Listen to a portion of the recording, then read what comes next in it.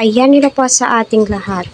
Sa mga nagsasabing suplado nga daw po si Eds, mayabang daw po itong si Eds. Hindi po yan Edsy supporter sa totoo lang.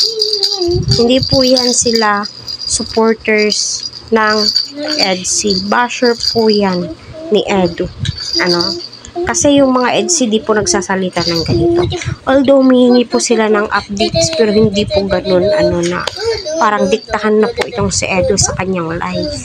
Ayan po Team Edsy, kumusta? Sana ay nasa mabuti po kayong kalagayan. Shout out po sa inyo.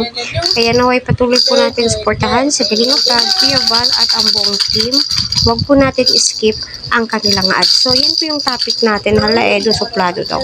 Mayabang na daw. Unang-una, hindi po suplado itong si Edu. Pinaliwanag po yan ni Kalinga Prab sa kanyang live.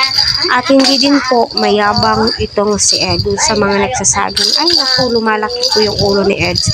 Hindi po. Kasi alam po natin na grabe po yung kasagsagan ng kasikatan ni Eds. Kay Rina, Sheena, Miss E, ngayon kay Eric, ay kay Beyonce, hindi po niya tinitake advantage po iyon. Diba? Still humble pa rin po siya. Diba?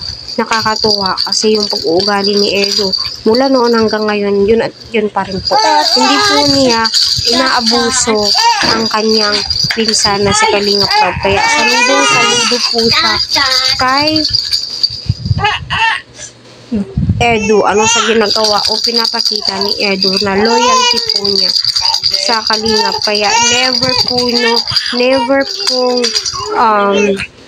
naging mayabang si Edu. Habang tumatagal ay lalo po siyang binibless.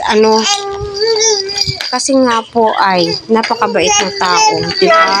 Nasa puso po talaga yung paglingap po niya. At ang pagmamahal niya po sa kanyang mga beneficiary. Kaya wala pong katotohanan iyan.